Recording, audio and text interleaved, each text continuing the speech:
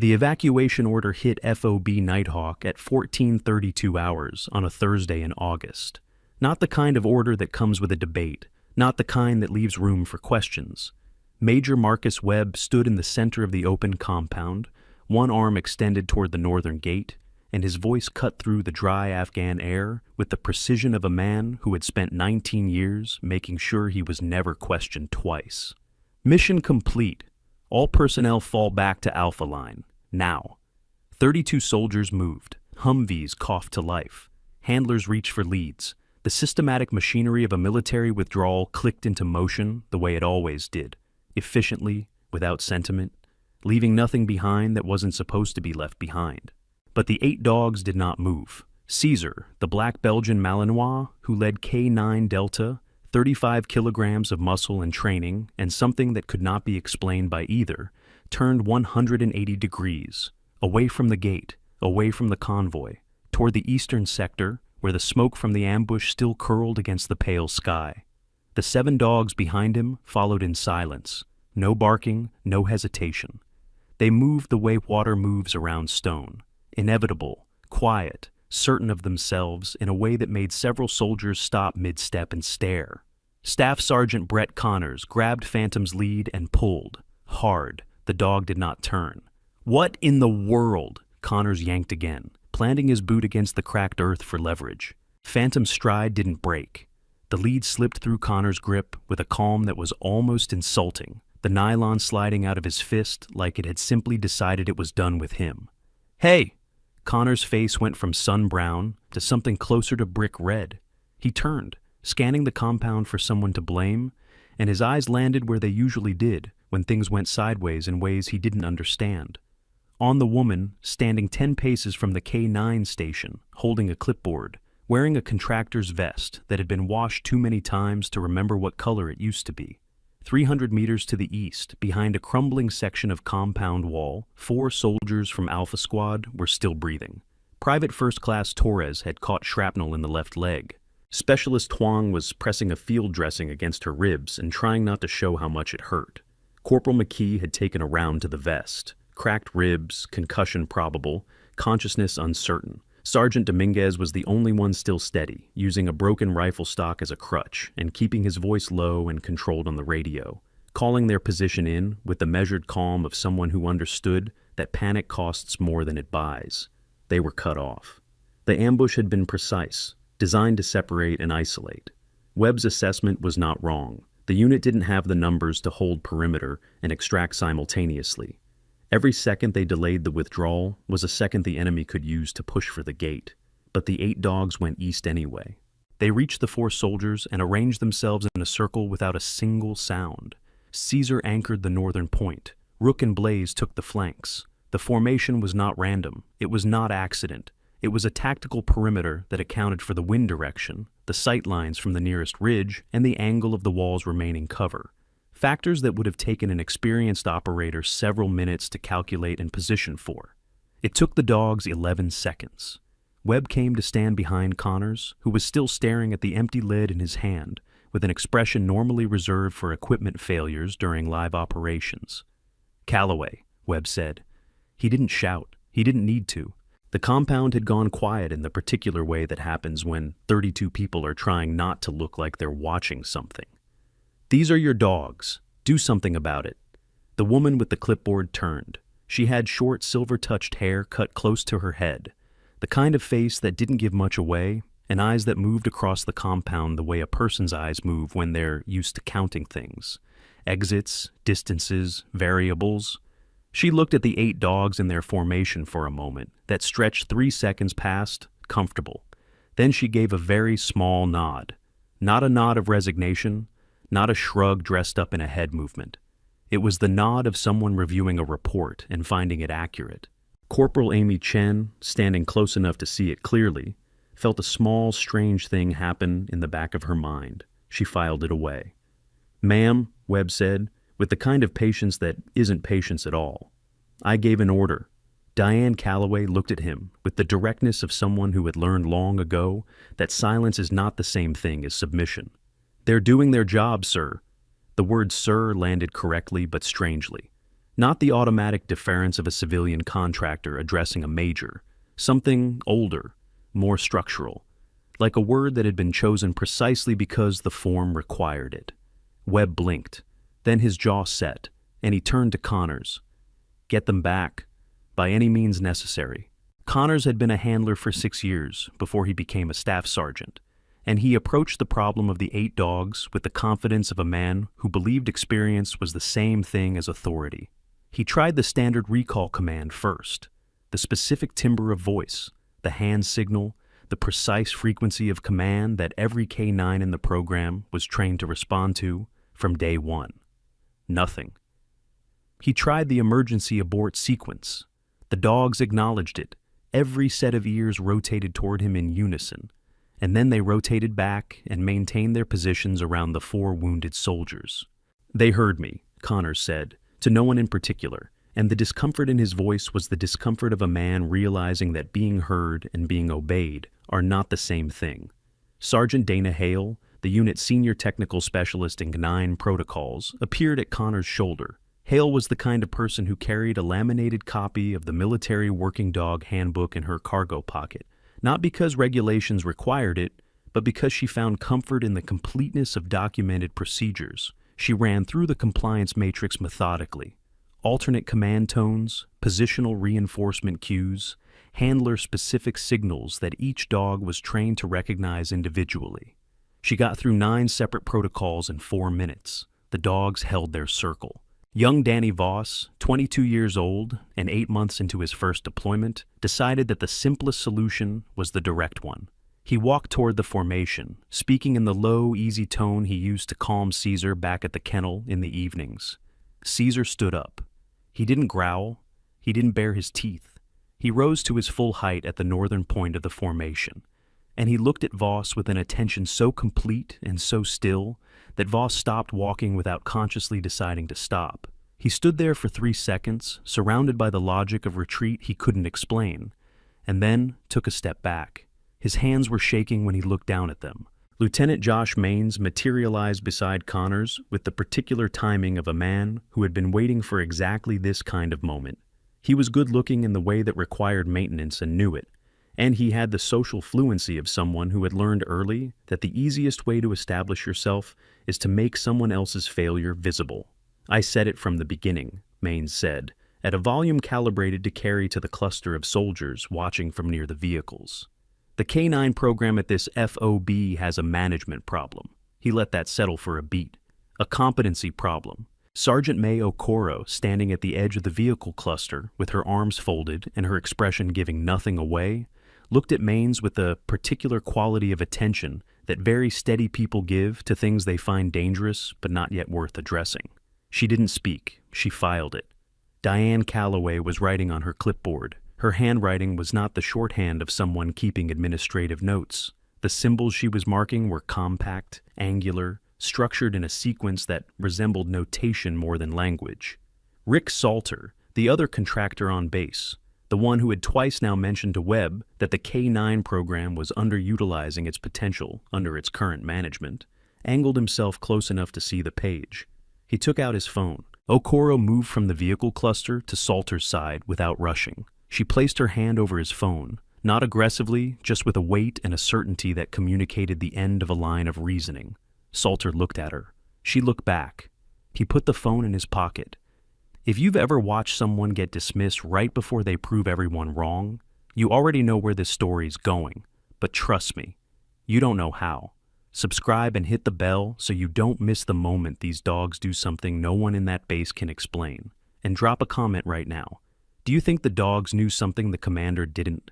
Let's see what you think before the truth comes out. The radio traffic from Alpha Squad was becoming more urgent by degrees. Torres field dressing needed changing.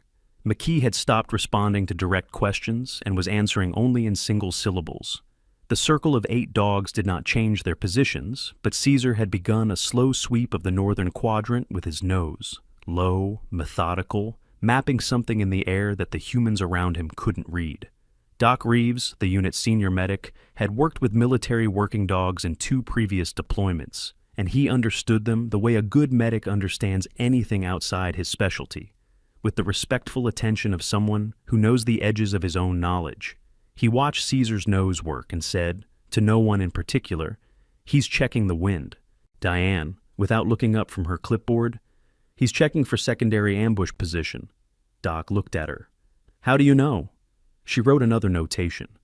"Because that's what I'd check." Connors overhead, that from 6 feet away. He processed it for approximately 3 seconds, then decided it required a response. He walked to where Diane was standing and dropped his voice to the register people use when they want the conversation to feel private while making sure it isn't entirely. "Listen," he said, "I've been working these dogs for 6 years. I know what they're trained to do and what they're not. What's happening out there is not trained behavior. That formation, the positioning, the way they're ignoring commands, that's a malfunction. And when we get back to base and I write this up, the question is going to be, what kind of conditioning produced a malfunction this total?" He let that last word sit. "So if there's something you did, something off protocol, some method you brought in from wherever you worked before, now's a good time." Diane looked up from the clipboard for the second time in the conversation. She considered him with the unhurried attention of someone who has heard many versions of this speech and recognizes the pattern regardless of the specific words. "The dogs aren't malfunctioning, Sergeant," she said. She returned to her clipboard. "They're problem-solving." Connor's jaw shifted. "Dogs don't problem-solve. These ones do." The flatness of the statement, not defensive, not triumphant, just accurate, seemed to bother Connors more than an argument would have. He stood there for a moment, processing the affront of being contradicted without being engaged, and then Webb called him over, and he went. Sergeant Ortega, 3 tours, a face like weathered topography, the kind of quiet competence that comes from having outlasted several generations of louder men, had been watching the formation from the eastern edge of the compound. He watched Caesar complete his wind check sweep in shift position, 1.2 meters to the left, filling a gap in the circle's northern coverage that had opened when Blaze adjusted to match a slight change in Huang's position.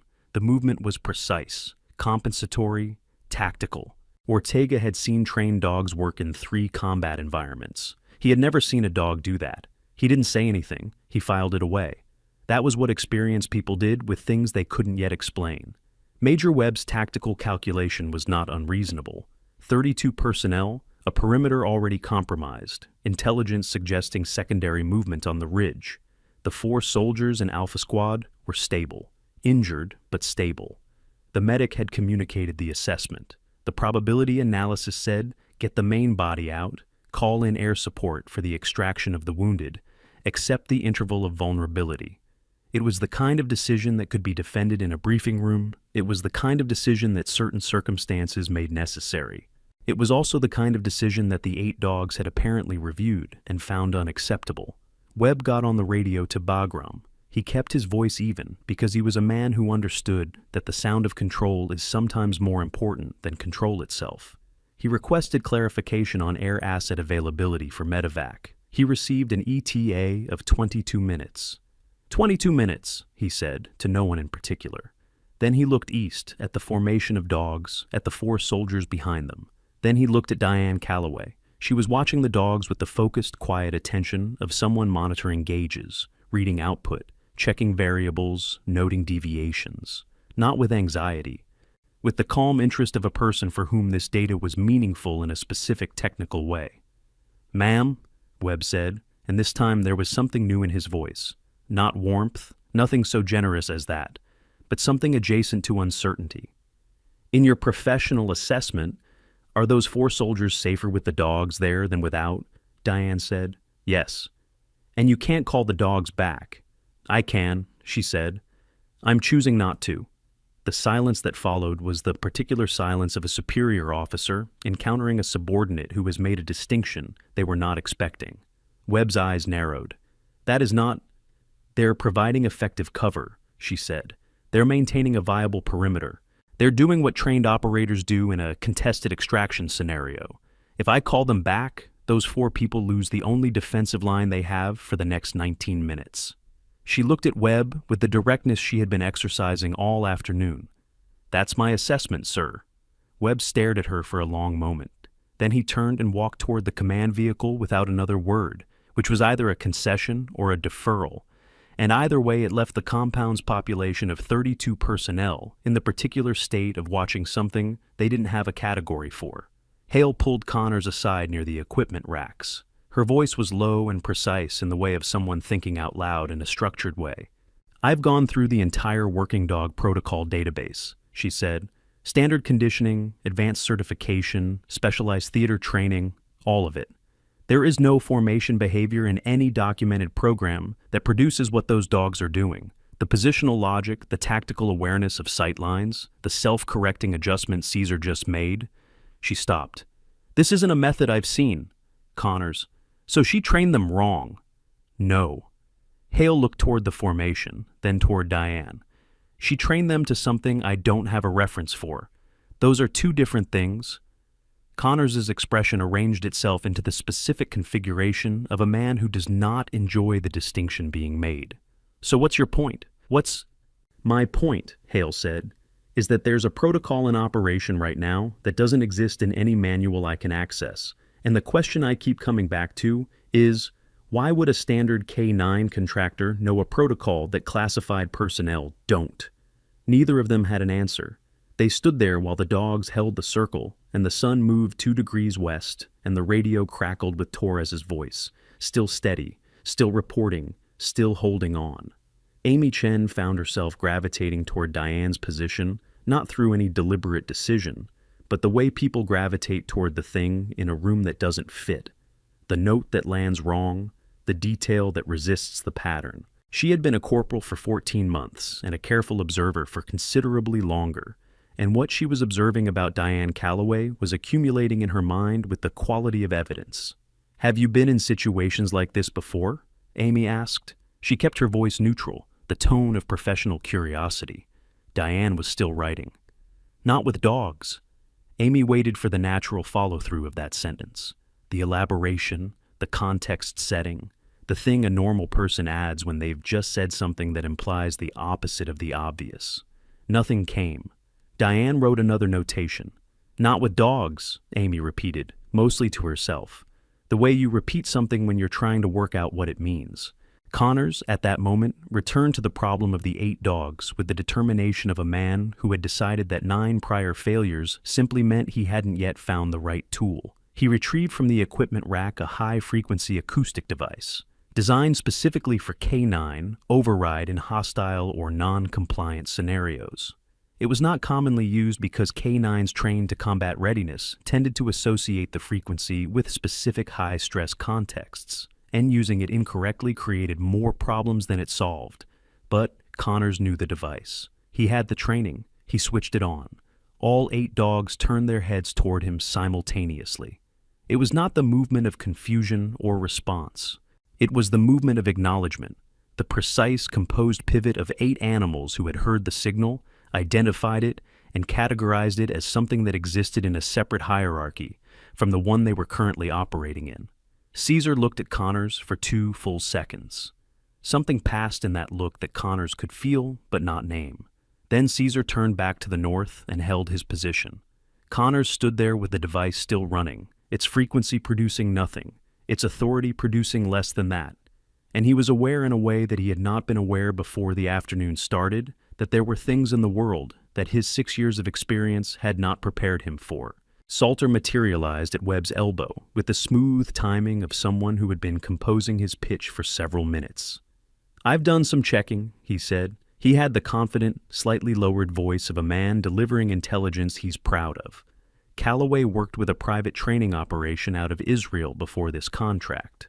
That formation behavior, it's consistent with a non-standard conditioning approach that some Mossad-adjacent programs have used for specialized asset protection scenarios. Webb considered this. It was tidy. It explained the anomaly without requiring him to revise his understanding of what was possible. He nodded slowly. That would explain the override issues.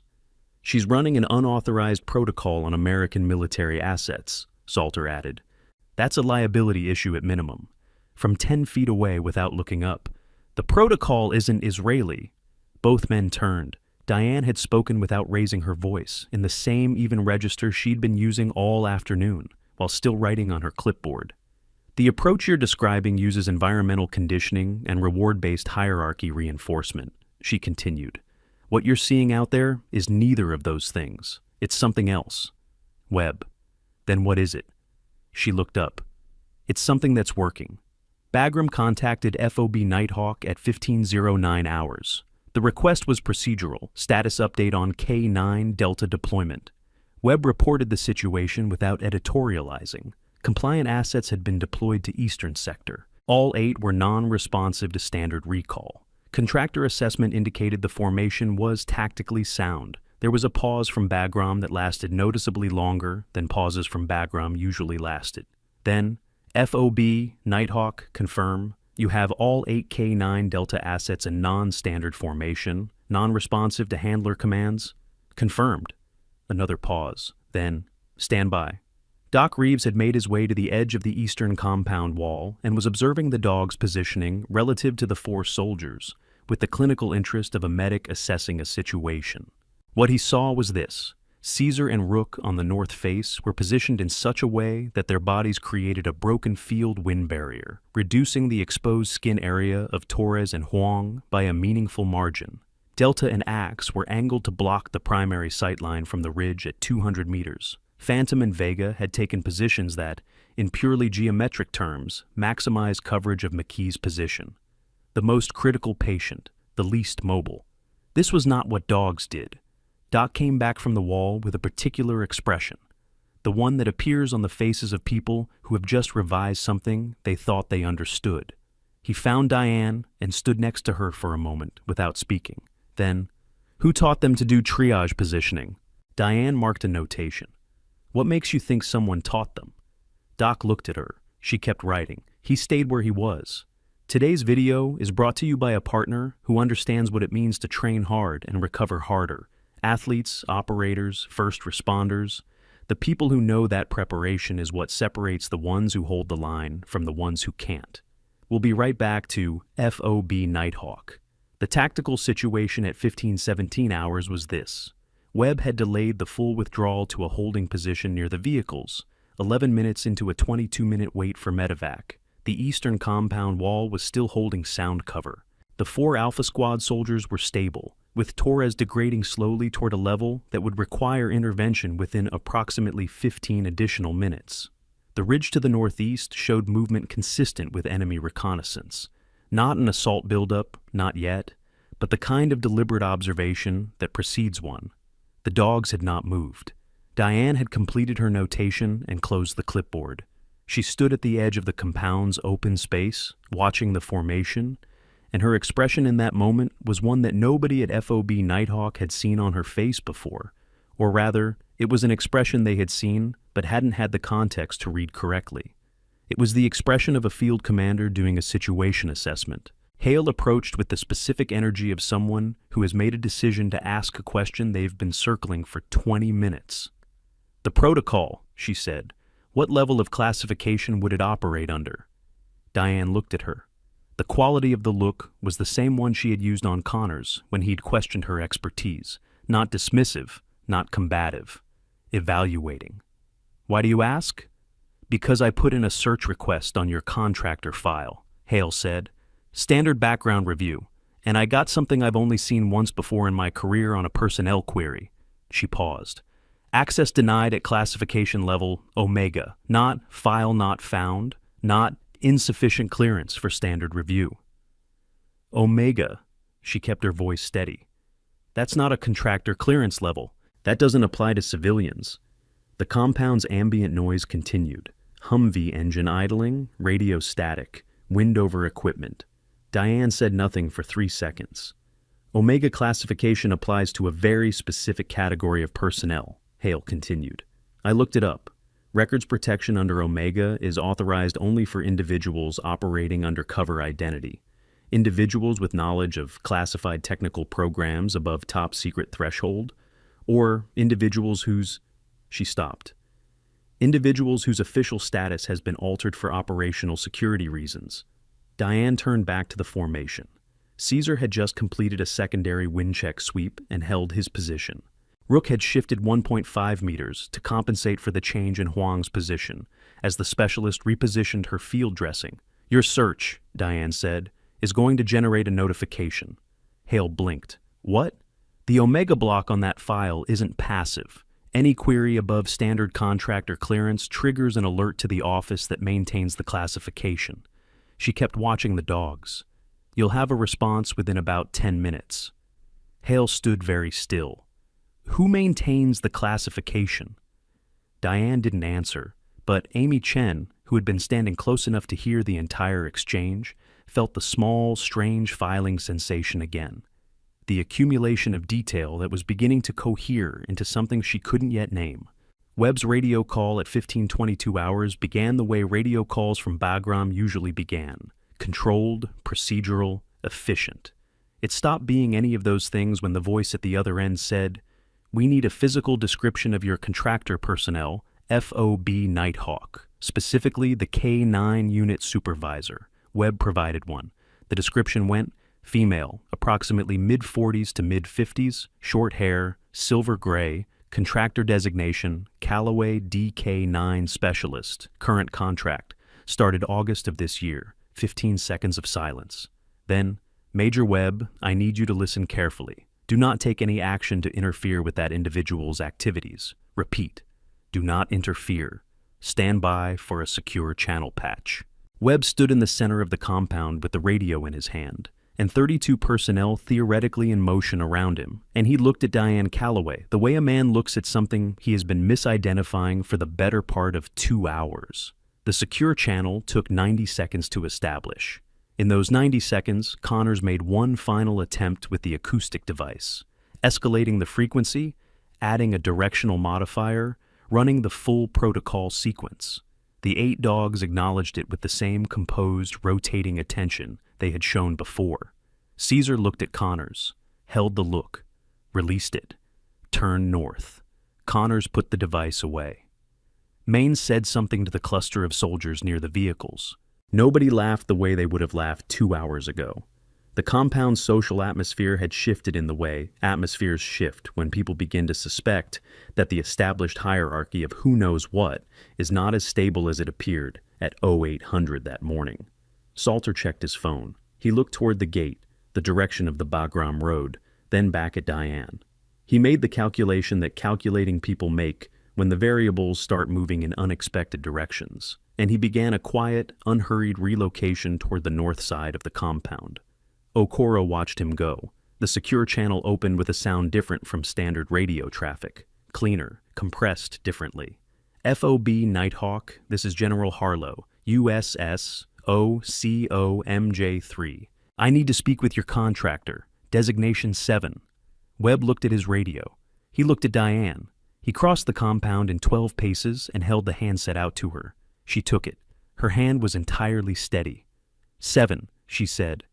2 syllables, voice completely different from any voice she had used all afternoon. Not louder, not harder, but structured in a particular way. The way voices are structured by years of speaking, in environments where clarity is not a preference but a requirement. Static. Then, "Callaway." A pause that was not procedural. "I was told you didn't make it out of Fallujah." "That report had its reasons, General." Ortega, standing near the east wall where he had been standing for the better part of an hour, went very still. 3 tours. He knew what Fallujah meant in the specific context of certain units in a certain period. He stood at parade rest without having made a decision to do so. Harlow's voice, "The formation your animals are running, is that Sigma?" "Yes." "The full protocol?" "Yes." Another pause, longer. "You told me when you built it that you never thought you'd actually need to use it." "I've been wrong about things before, General."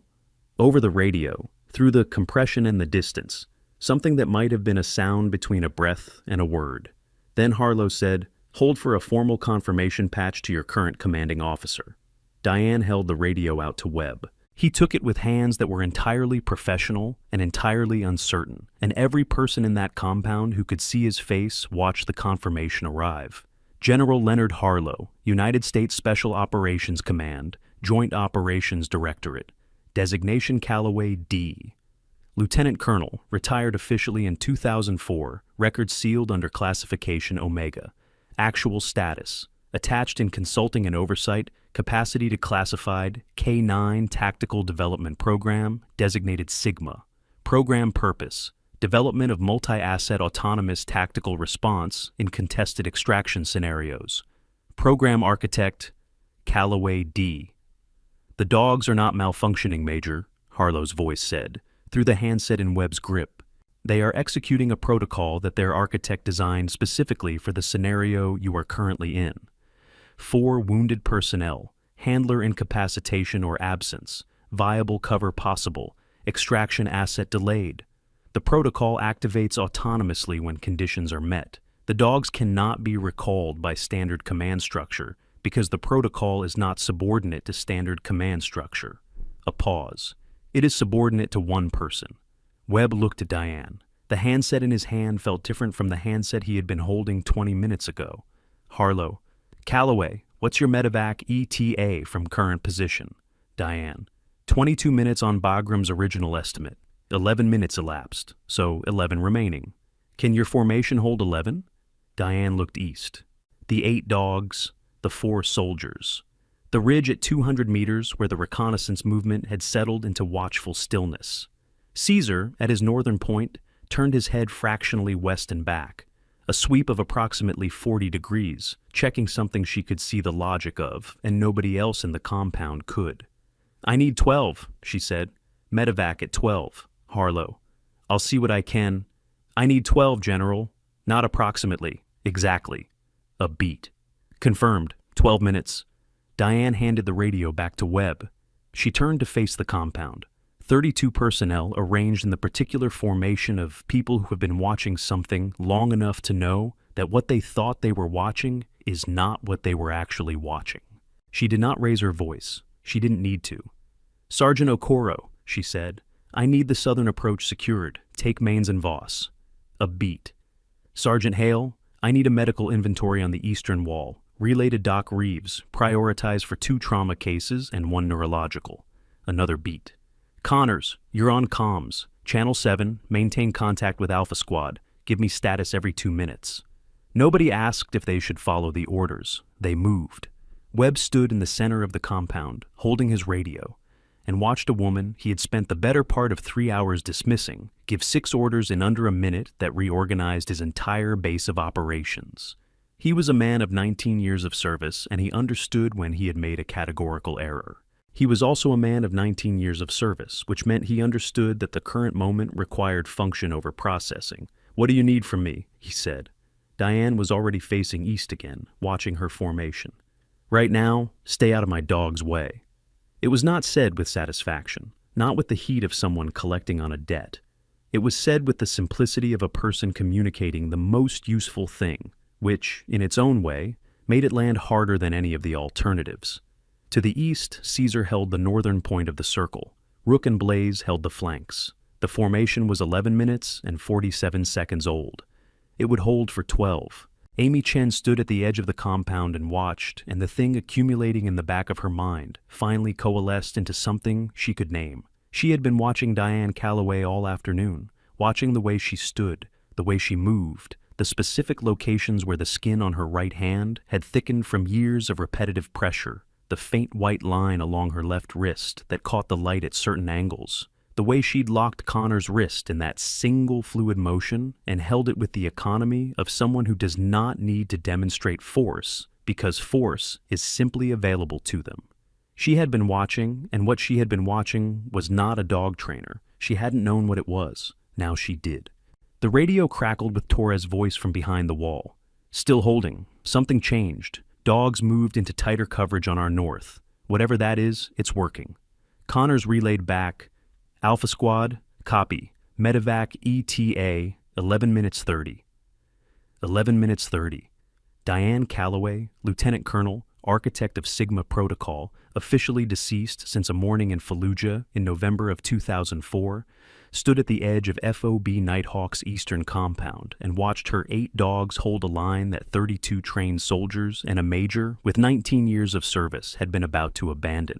and in the hard, pale light of an Afghan afternoon, with the ridge watching and the wind shifting and the seconds counting down, she did not look like someone proving a point. She looked like someone doing a job. The next 11 minutes and 47 seconds were the quietest stretch of time that FOB Nighthawk had experienced in 8 months of operation. Not quiet in the sense of silence. The Humvee engines still idled. The radio traffic continued in its procedural rhythm. The wind still dragged itself across the compound's exposed surfaces, with the indifference of a thing that had been moving through this valley long before there were walls here and would continue long after. But quiet in the sense of a held breath.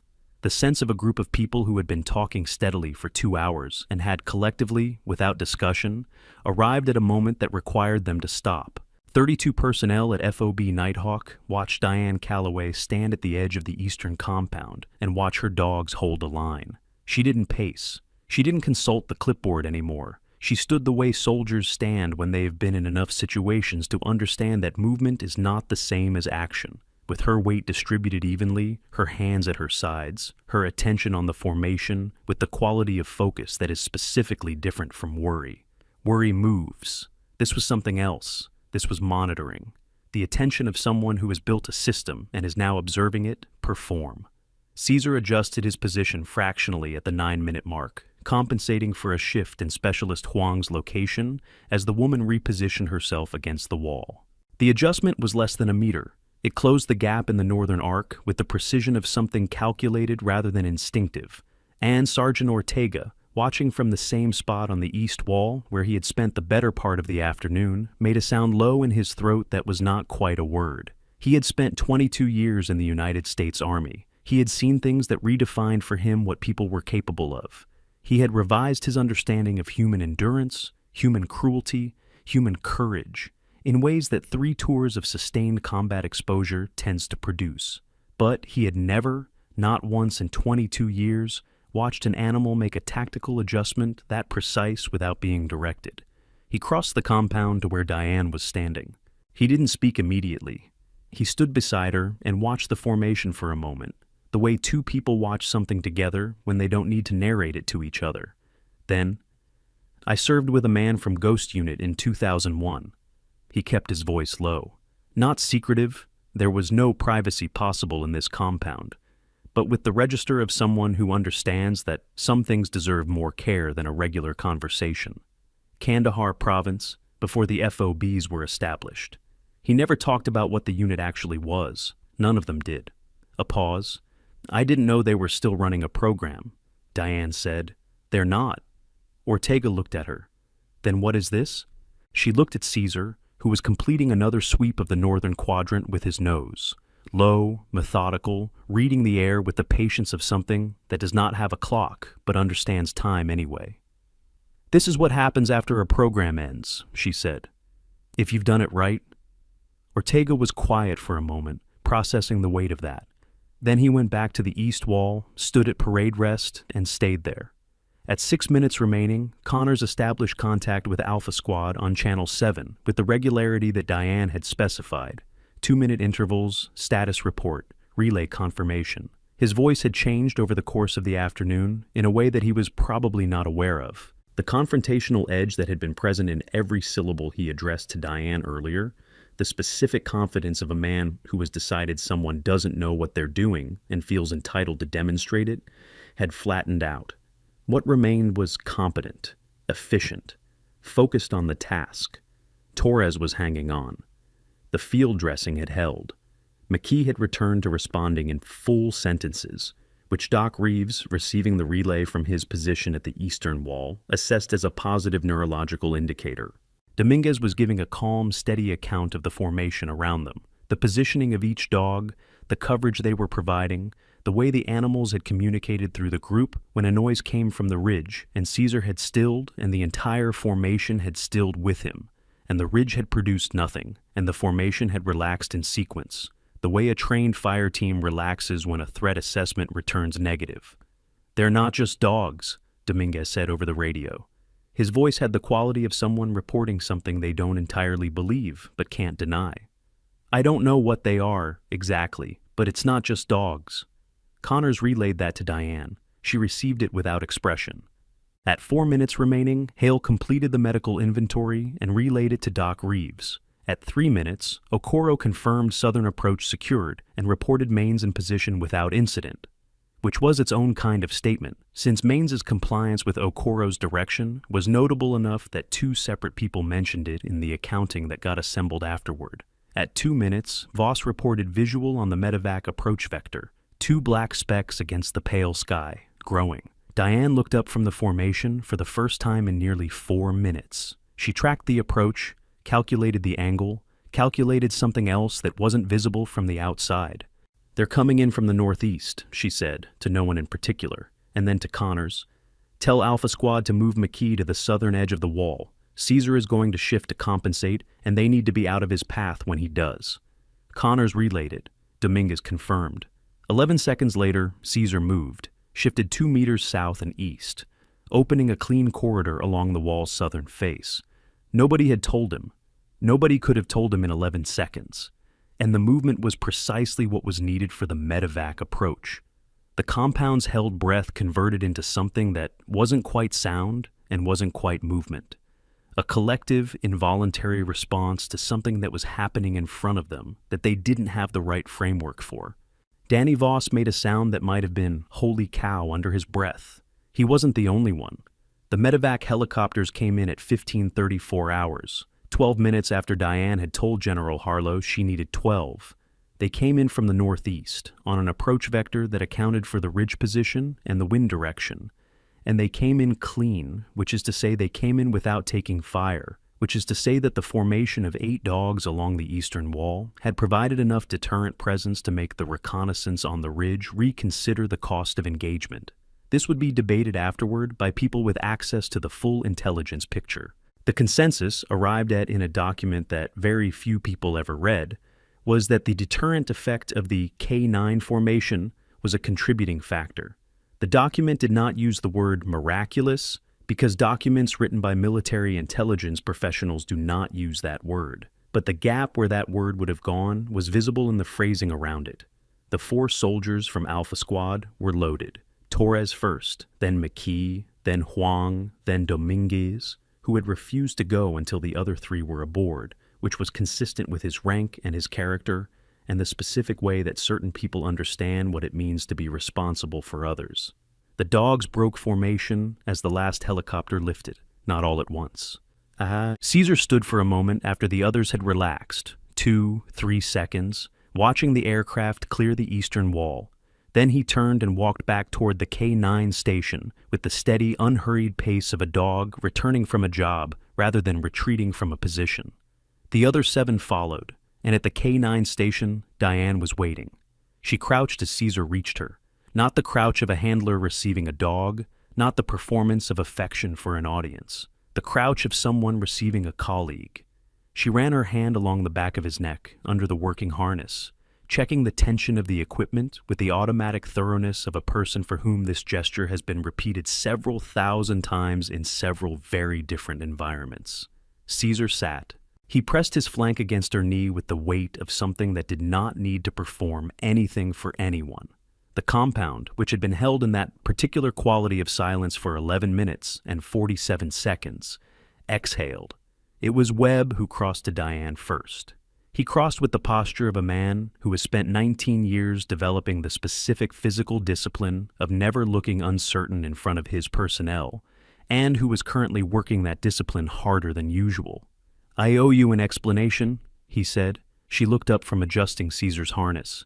"You owe me several, Major, but we can start with the decision at 1432. Webb absorbed that. The numbers didn't support the extraction. Standard tactical assessment? I know what the numbers said. She straightened. She was shorter than him by 6 inches, and the differential had mattered not at all afternoon, which was its own kind of demonstration. The numbers don't account for everything that can hold a line. That's a limitation of how we've taught tactical assessment. She looked at him steadily. 4 people are alive right now because of a gap in your framework. That's worth examining. Webb was quiet for a moment. Then, with the deliberateness of a man choosing to say something that costs him, "Yes, it is." Diane nodded once, not acceptance, not absolution. Acknowledgement. The recognition of a fact being received. Harlow mentioned a formal review process. You'll be part of it. I understand. It's not punitive, she said. Or it shouldn't be. What happened here today is information. The people who figure out how to use it correctly will make better decisions. That's the point. She picked up her clipboard, the one with the angular, compact notations that looked like nothing in any standard K-9 manual because they weren't from any standard K-9 manual. That's always the point. Webb stood in the center of his compound and watched her walk back toward the K-9 station with the patient, purposeful stride of someone who has never been in a hurry because she has always known where she was going. He had given her more than 20 orders and dismissals in the course of the afternoon.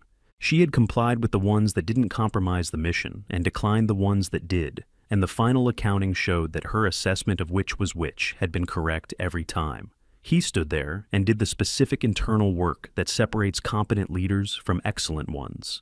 He held the error fully, without flinching, without distributing the responsibility into the surrounding circumstances, and looked at what it actually was. Then he picked up his radio and began the formal reporting sequence that would eventually become the document with the gap where a word like miraculous would have gone. The compound did not transform overnight into a different kind of place. That's not how transformation works. Not in people, not in institutions, not in the social architecture of a military base that has been running on a particular set of assumptions for the better part of 8 months. But it shifted. The way the afternoon's light shifts when a cloud clears. The same landscape, different visibility. Connors found Diane at the K-9 station at 1600 hours, while she was running through the post-deployment health checks on all 8 dogs. He came and stood at the edge of the station with the particular physical quality of a large man who is trying to take up less space than he usually takes up, which is one of the harder physical tasks available to large men. He was quiet long enough that she looked up. "I've been a handler for 6 years," he said, "and a sergeant for 4. He said it not as a credential, but as a context. This is where I'm coming from. This is the shape of what I know. And what I did today, the flashbang idea, the force protocol, He stopped, started again. I was trying to solve a problem with tools that didn't fit the problem, because they were the tools I had.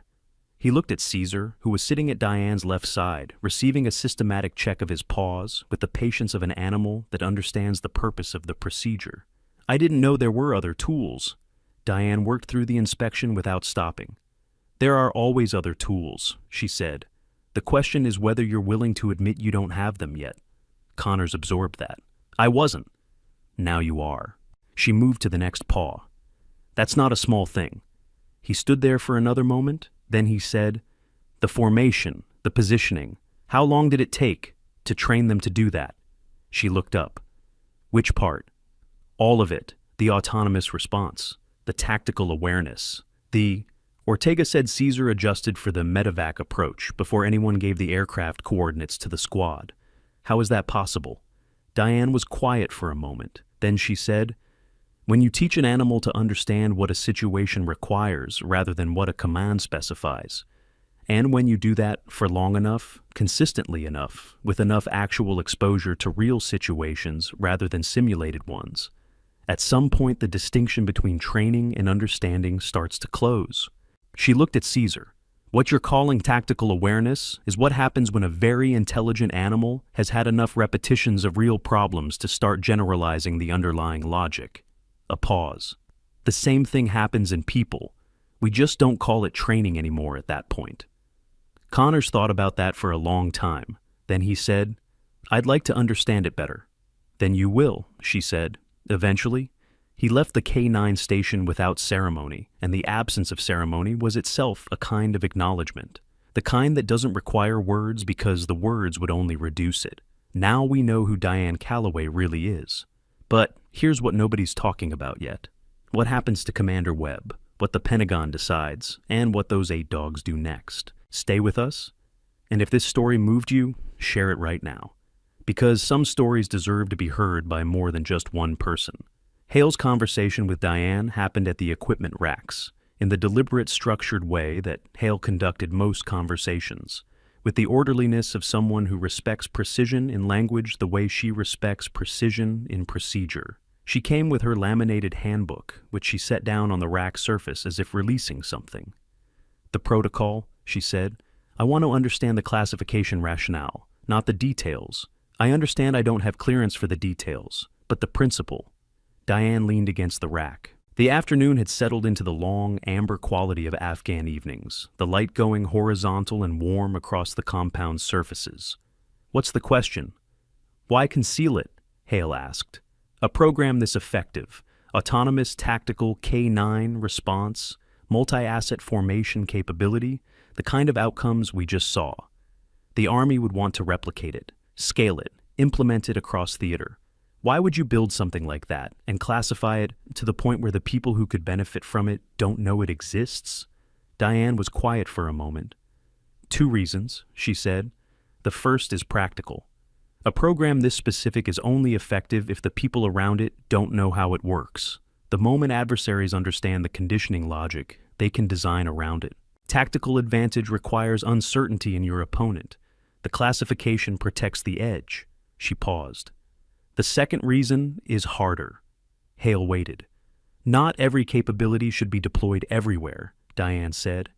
"Not every effective tool should become standard. Because what makes this work?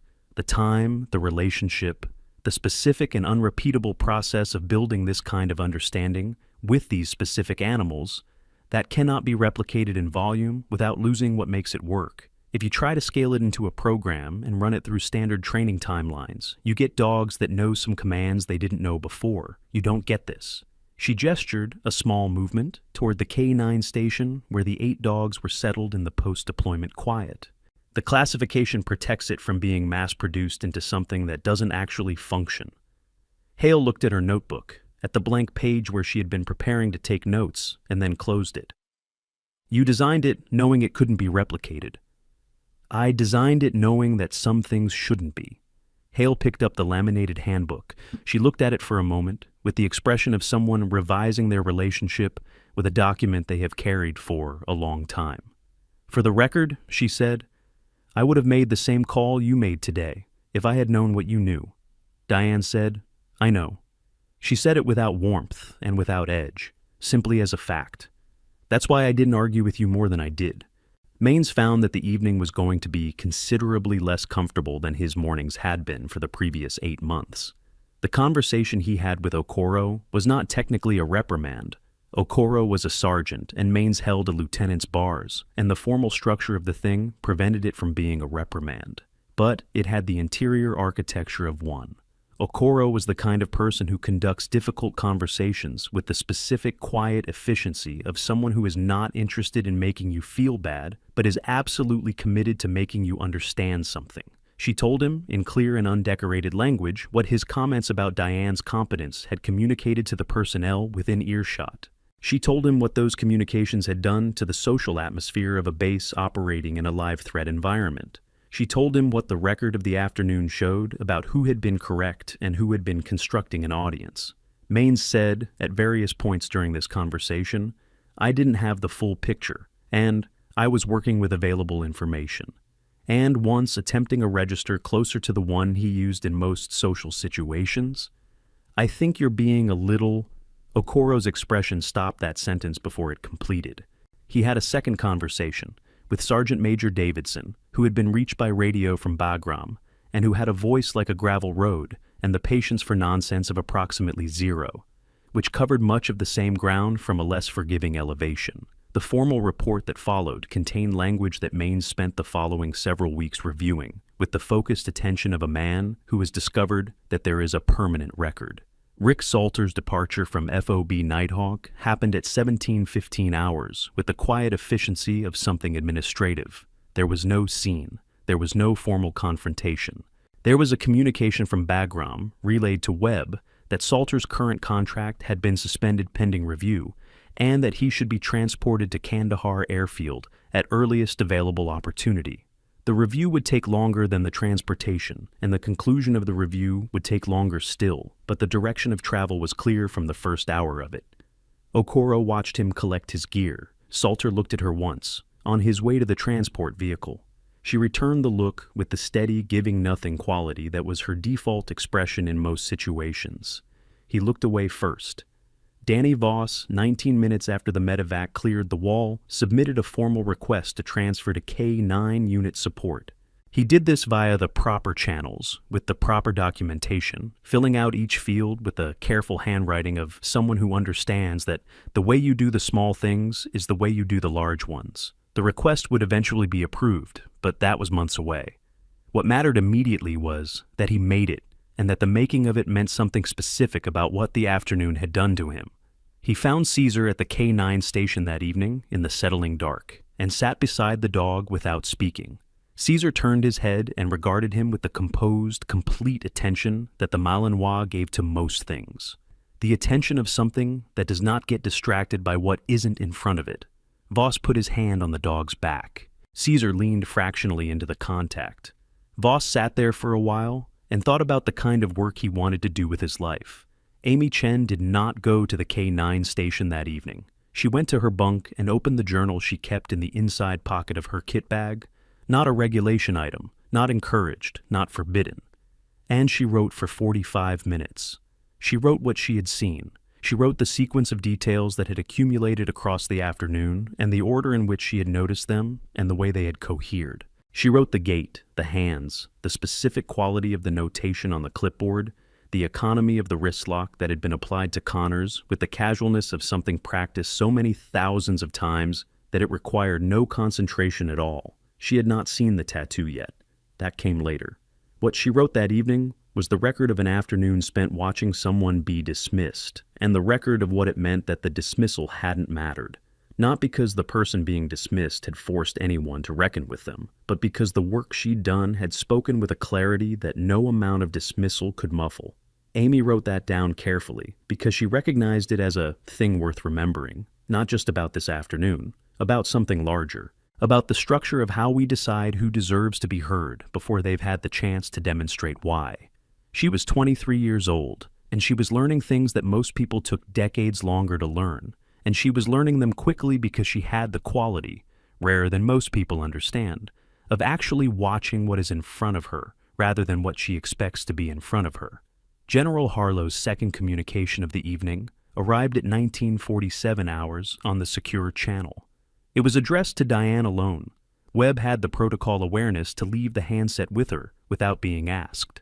Harlow's voice came through the compression, with the register of a man who has had several hours to process something and has arrived at a position. "I have authorized a partial declassification of Sigma documentation," he said. "Basic principles, foundational conditioning architecture, the logical framework for autonomous response triggering, enough to allow other units to implement a rudimentary version." A pause. "You'll review the scope before it goes to the J3. "The core methodology stays classified," Diane said. Not a question. "Agreed. We're releasing the what, not the how. The how stays with you." "The how isn't in a document, General. The how is in 20 years of working with animals in conditions that can't be replicated in a training environment. You can't release what I haven't written down." A pause from Harlow that contained the quality of a man both relieved and slightly unsettled by that. "There's a consulting arrangement being drafted, formal attachment, some operational flexibility, limited disclosure." He paused again. "Callaway, the people who built your cover in 2004, your original team, most of them are gone, retired, transferred, some of them not with us anymore. The infrastructure that kept you off the visible record has thinned considerably." Diane was quiet. "There are people who would like to know you're still operational," Harlow continued. "People who knew the program before it was officially closed. I've had 2 inquiries in the last 4 hours. What kind of people? The kind that don't make inquiries through official channels." He said it carefully. "I can't tell you more than that on this line.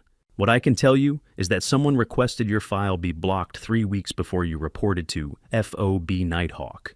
The block was placed internally, not from my office." The compound around Diane was quiet. The dogs at the K9 station were settled in the early evening, their breathing the soft, regular sound of animals at rest. Caesar was closest to her position. His breathing was the same as the others, but his head was up. Not alert, not scanning, just elevated, listening.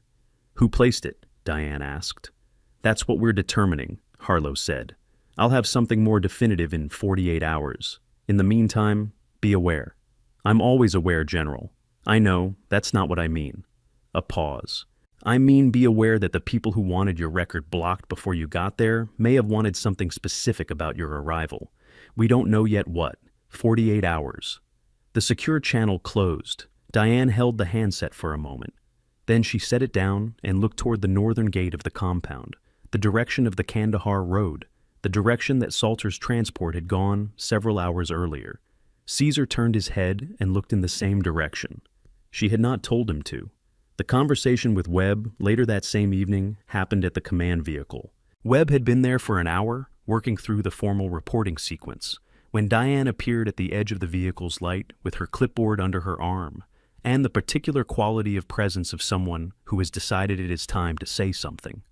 "The decision at 1432, she said, taking up the thread of their earlier conversation without preamble, because she was a person who didn't require the social scaffolding of reestablishing context. I want to be clear about something. The decision itself, the tactical math, was defensible. I'm not here to tell you it wasn't." Webb looked up from his papers. "The question isn't whether the numbers supported pulling back," she continued. "The question is what the numbers didn't account for. What we don't factor into the math because we haven't learned yet how to quantify it." She set the clipboard on the edge of the vehicle's hood. "Today produced data. What those 8 animals did, in formation, for 11 minutes and 47 seconds, while 4 injured soldiers held on behind them. That's quantifiable. Not in the way doctrine currently quantifies things, but it can be. It will be." She met his eyes. "And when it is, the people making decisions like the one you made today will have a bigger math." Webb said, "You're saying the framework was wrong, not the person. I'm saying the framework was incomplete. The person worked with what the framework gave him." She picked up the clipboard. "That's why reviews exist, not to find who to punish, to find what to add." Webb was quiet for a moment. Then, "Harlow mentioned you built the program over 20 years. About that. And you've been carrying it as a contractor since 2004. Since the program was officially closed, yes. Why?" he asked, not challengingly, with the genuine interest of someone who wants to understand a choice that is outside his frame of reference. "You had the credentials, the clearance, the record, whatever your actual record is. You could have continued in a formal capacity. You could have died officially in Fallujah," she said, finishing the direction of the thought, if not the specific sentence he'd been building toward. And the reason for that was operational. The program needed to not be associated with any identifiable individual. It needed to exist without a face, without a chain of command, without any of the institutional machinery that would have allowed it to be audited, regulated, modified, eventually standardized into something smaller than itself. She looked toward the K9 station. The program needed to be protected from the things that happen to successful programs inside institutions. So, the person running it stopped being an official person. Webb absorbed the scope of that. For 20 years, approximately, he sat with it. The lamp above the vehicle's hood cast a warm, specific light on the papers in front of him and left the edges of the conversation in the kind of shadow that some things belong in. "It didn't bother you," he said eventually. The invisibility of it, the work without credit." Diane looked at the 8 dogs, settled in the K9 station across the compound. The farthest one was Kira, the youngest of the 8, the one who had been the last to find her position in the formation that afternoon, but who had held it without deviation for the full 11 minutes and 47 seconds once she'd arrived. "The dogs I've trained," she said, "don't know my rank. They don't know my record or my history or what classification level my file sits under. They know what I've spent 20 years showing them, and when it mattered, when a situation arose that required everything I built into them, they did exactly what they'd been prepared to do." A pause. "That's all I need from the work. The rest is administration." Webb said, "That's a remarkable thing to believe." "It's a practical thing to believe," she said. "Remarkable and practical aren't opposites." She picked up her clipboard from the vehicle hood. "Get some rest, Major. Tomorrow is going to be a full day of answering questions from people who outrank both of us." She walked back toward the K9 station, and the amber light of the Afghan evening fell across the compound's dust and equipment, and the sleeping dogs and the walls that had held a different kind of line than anyone had expected that morning when the day began. There was a moment, at approximately 2100 hours after the formal evening report had been filed and the compound had settled into the particular rhythms of a base at night. Reduced personnel, heightened perimeter vigilance, the sounds of equipment and wind, and the distant calls of whatever lived in the mountains that surrounded this valley. When Amy Chen came to find Diane at the K9 station, the station was lit by a single low light. The 8 dogs were arranged in the loose, companionable sprawl of animals that have done their work and know it. Caesar was at Diane's feet, not pressed against her, just proximate, the way a steady presence maintains itself without requiring contact to communicate that it is there. Amy sat at the edge of the station's wooden bench. She had her journal, which she did not open. She was quiet for a long moment, long enough that Diane did not feel the need to fill it. Then, "Can I ask you something?" Diane looked at her. "You can ask. Why stay anonymous?" The question came out with the directness of someone who has thought about how to phrase something for several hours and has arrived at the conclusion that the direct phrasing is always the correct one. With your record, whatever your actual record is, you could operate in an official capacity, you could have a title, you could have the rank back, probably, whatever arrangement you needed. People would listen to you before the crisis instead of during it. She paused. They would have listened to you at 1432 instead of dismissing you until 1520-something. 4 people might have been in a better situation from the start. Diane was quiet for a moment. Then she said, "Look at those 8 animals." Amy looked at the dogs. "They don't know my rank," Diane said. "I told that to Webb, and it's true, but that's not the whole of it. They don't know my rank, and they don't need to. And the reason the program works is specifically because it doesn't depend on that kind of knowing. The relationship I built with each of those animals, the work, the time, the 10,000 specific repetitions that produced what you watched this afternoon, none of that is connected to a rank or a title or a place in a visible chain of command." She looked at Caesar, who had lifted his head slightly at the sound of her voice. "The moment I come back into the formal structure, everything I do is filtered through the structure. My assessments are weighted by my position rather than their content. My decisions go through channels. The program gets integrated and reviewed and eventually standardized." She was quiet for a moment, and then it becomes something smaller than it was, and eventually something smaller than that, and eventually something that looks like the program on paper but doesn't function the way the program functions, because the part that makes it function can't survive being institutionalized. Amy thought about that. "So you chose invisibility to protect what you built. I chose invisibility to protect what serves the people I built it to serve." A pause. "They're not the same thing." The distinction hung in the air for a moment. Amy wrote it in her mind, not in the journal, because some things are better kept in the mind first, until they've settled into their full shape. And she sat with it. "The tattoo," she said after a moment. "Connors grabbed you and it came out. The sleeve was already fraying at the seam," Diane said. "It happens, field conditions." Amy looked at her. There was something in the way Diane had delivered that sentence. The same quality of delivery that all of her deflections carried.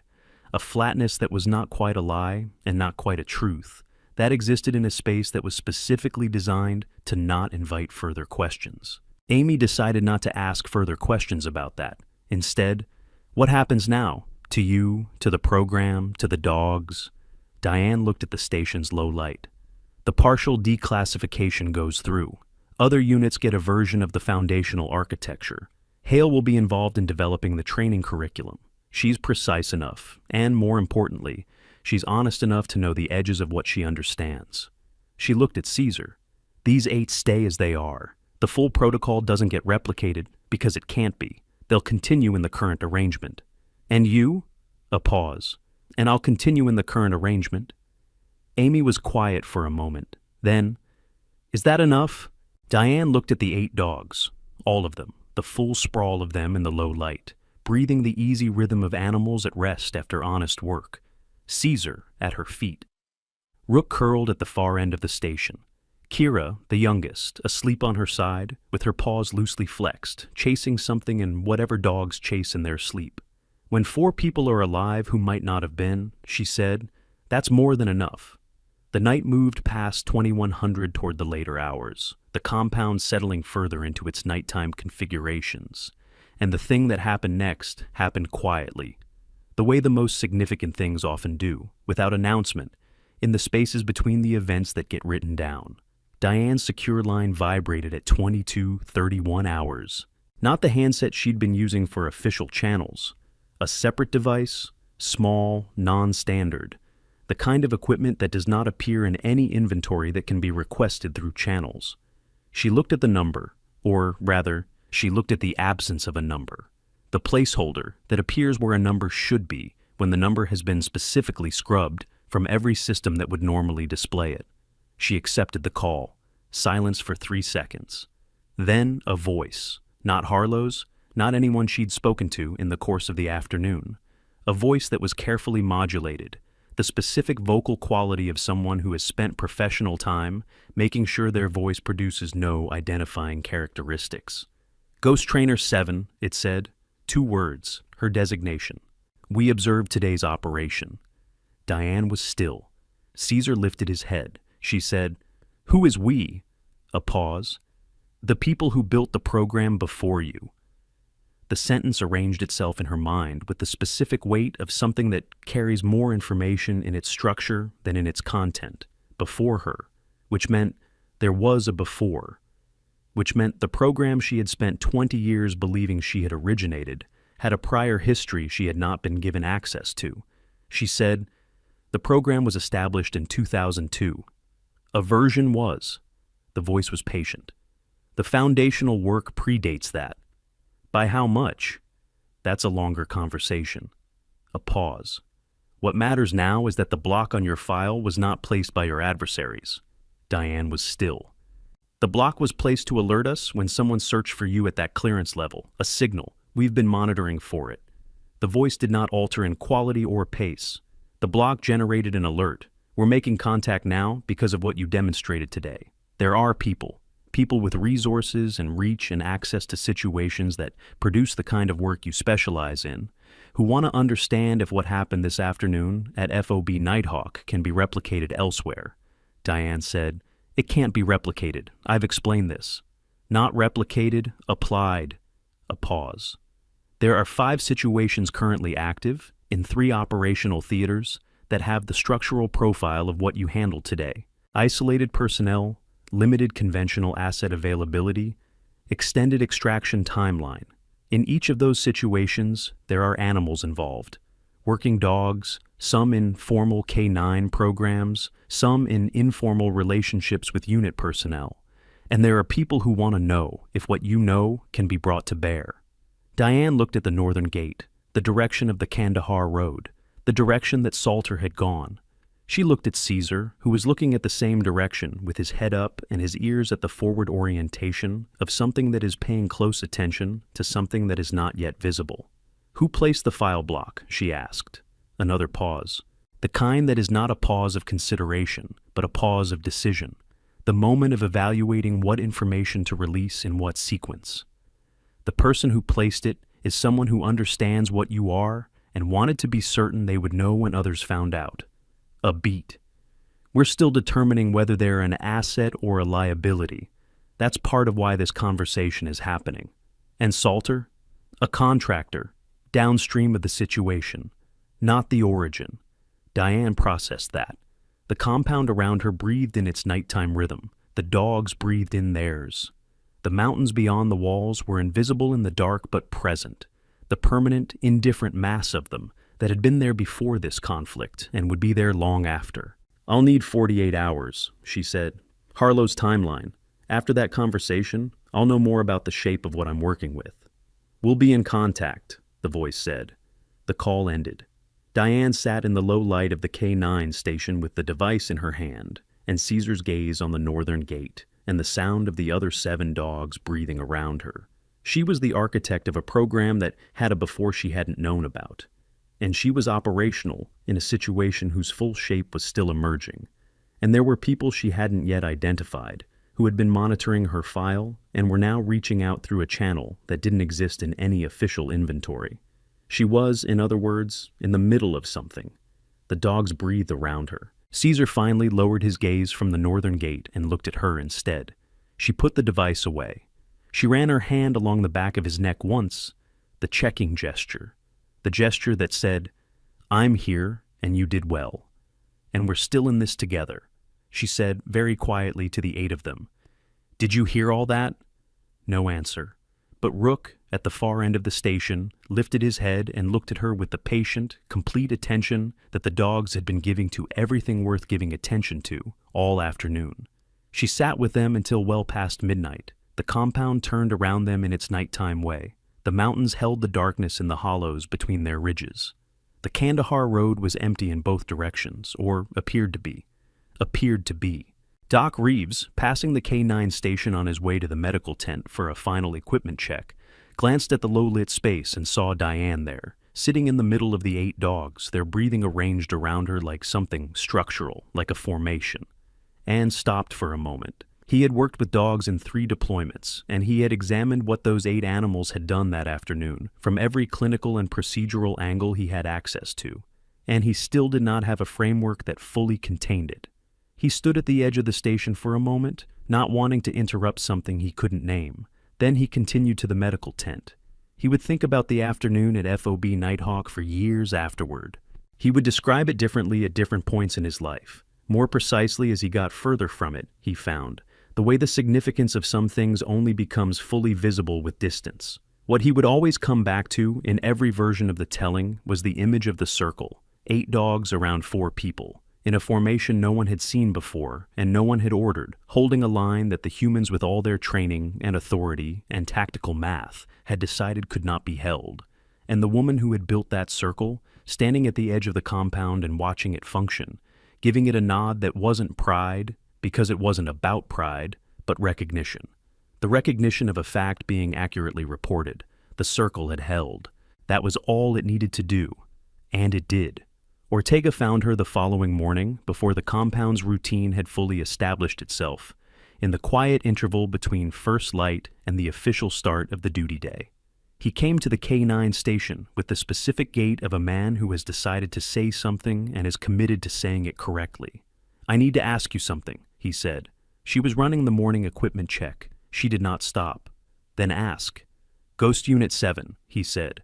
That's a designation from a program that was officially classified non-existent before 2005. I know this because the man I served with in 2001, the one I mentioned last night, he used a designation from the same series. And when I tried to find out what it was attached to after he was gone, I couldn't find anything. Not through official channels, not through people I trusted, not anywhere.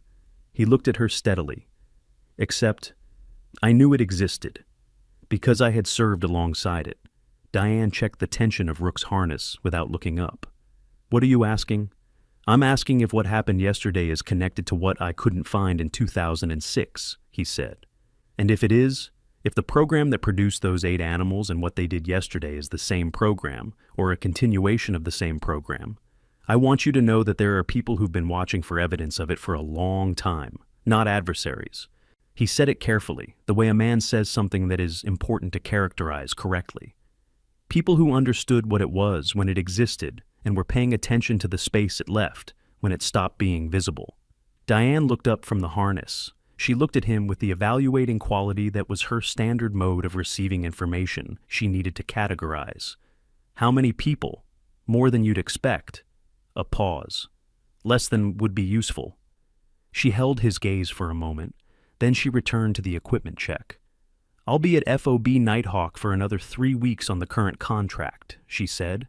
After that, the arrangement gets reviewed. And if it gets reviewed toward a different assignment, she moved to the next dog.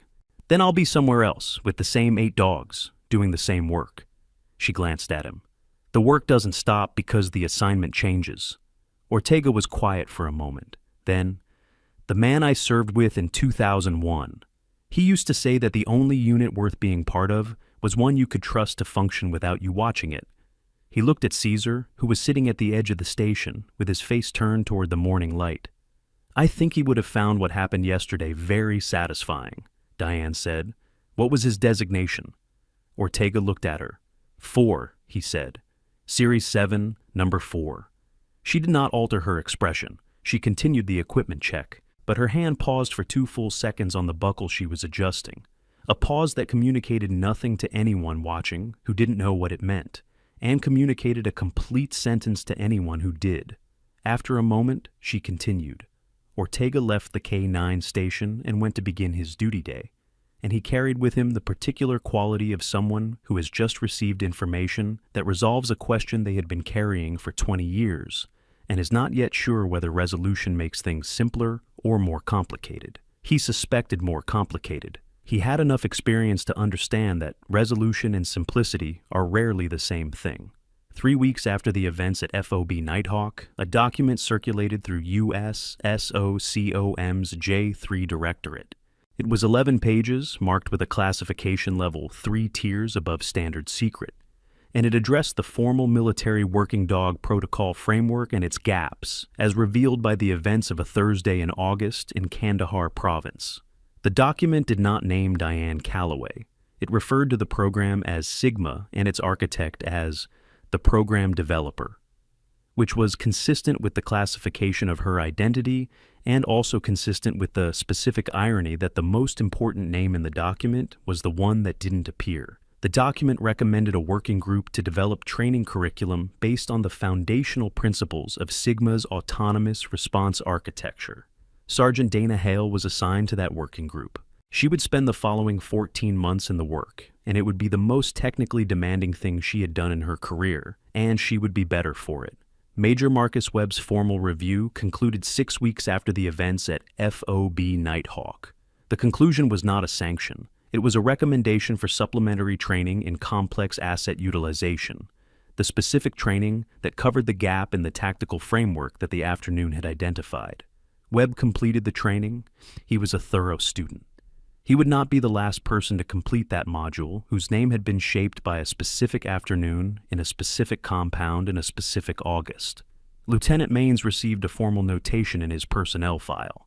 He would spend the following months being considerably more careful about the audiences he constructed for himself, which is not the same thing as being a different kind of person, but is sometimes, over time, a beginning. Rick Salter's contract review concluded in ways that Salter had predicted from the first hour of the process. He did not return to any theater.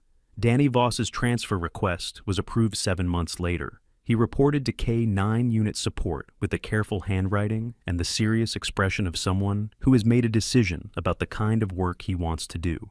He was not a natural handler, not at the beginning. He worked at it with the focused, patient effort of someone who has understood that the things worth doing are the things that require more from you than you currently have.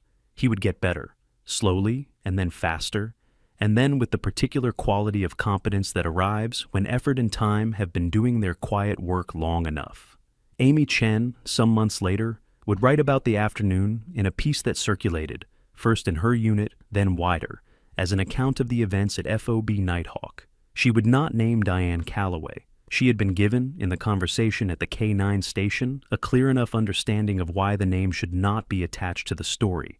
But she wrote everything else with the precision and the completeness of someone who had been watching carefully all afternoon and had the quality of actually seeing what she watched.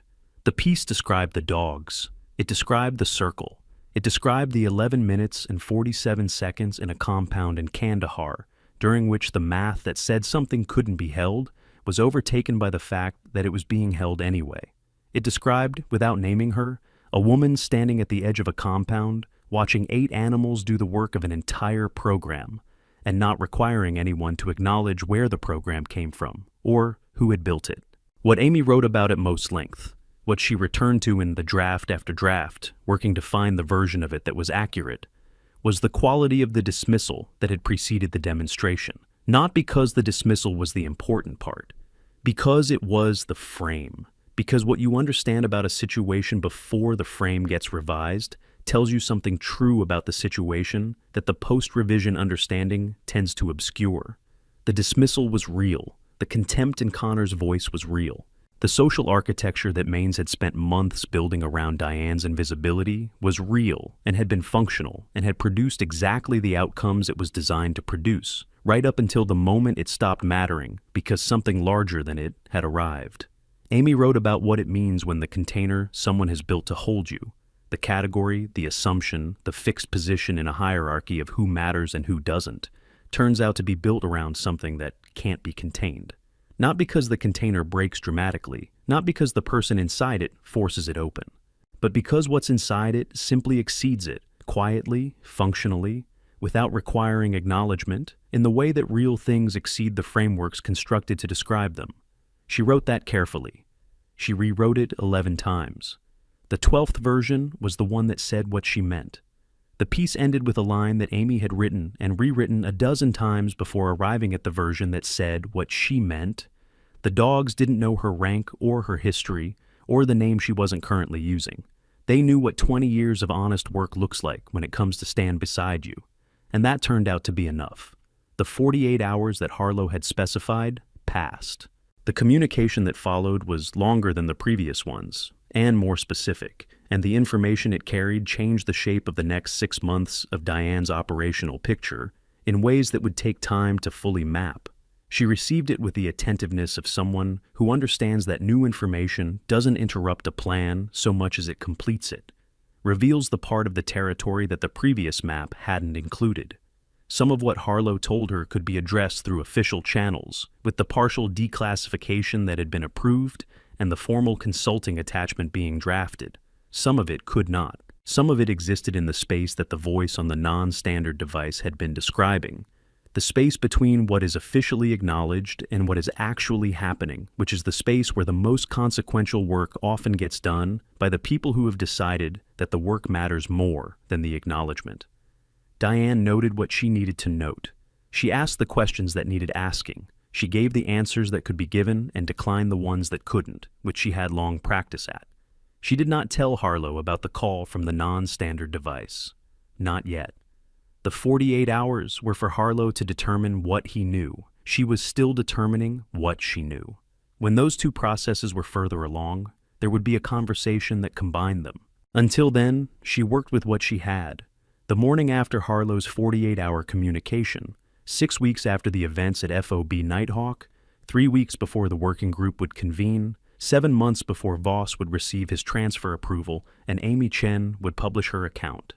Diane was at the K9 station at 0530 in the early light that comes before sunrise in August in Kandahar, running the dogs through a standard conditioning exercise that was also not a standard conditioning exercise. She had been doing this every morning since she arrived. The exercise looked like a standard sequence to anyone watching who didn't have the framework to read what was underneath it.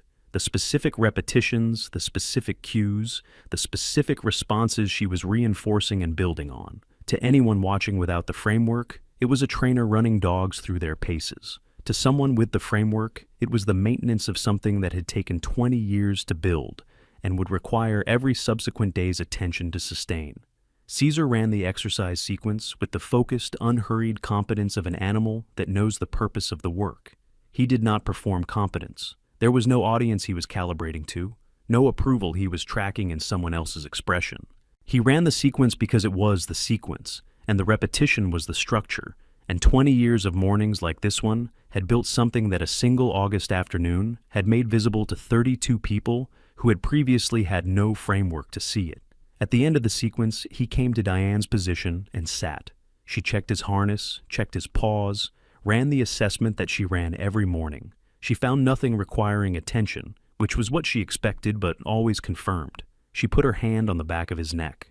The gesture that had been performed across 20 years and several operational theaters and a number of situations that would not appear in any document at a classification level that anyone at this base could access.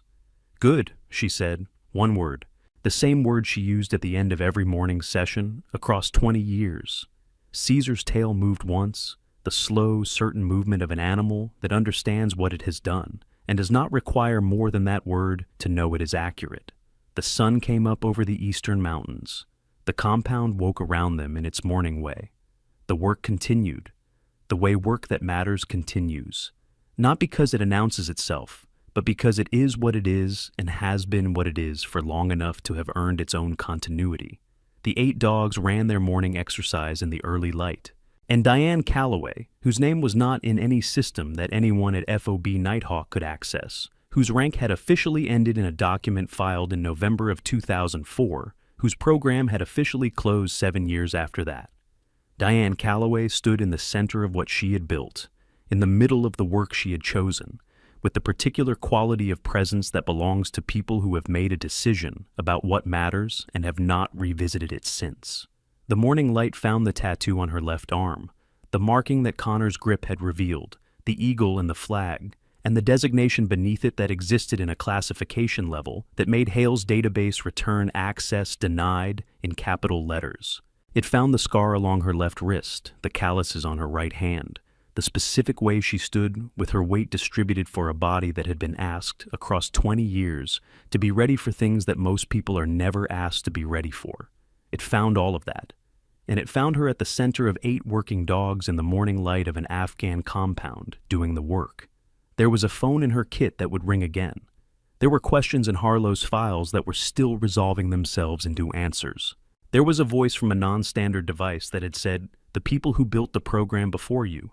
And that sentence was still sitting in her mind in the particular way that sentences sit when they are waiting for more information before they can be fully understood. Rook turned his head sharply toward the northern gate. Diane looked up. The gate was closed. The Kandahar road was empty in the early light, or appeared to be. But Caesar had turned his head now too, and then Delta, and then the rest of them in sequence.